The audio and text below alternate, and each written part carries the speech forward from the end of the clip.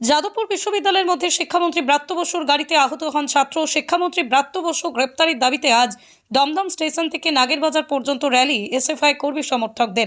মিছিল শেষেই নাগেরবাজার মোড়ে শিক্ষামন্ত্রীর কুশপুতলিকা দাহ করা হয়। বেশ কিছুক্ষণ অবরুদ্ধ হয়ে পড়ে নাগেরবাজার মোড়। পরবর্তীকালেই তারা নাগেরবাজারে অবস্থান বিক্ষোভ শুরু করেন। পুলিশের ওইটুকুই হিম্মত, পুলিশের কলজের জোর ওইটুকু। ওরা জোন ওড়াচ্ছে, ব্যারিকেড থাকলে ওসব এসএফআই দিয়ে দেবে।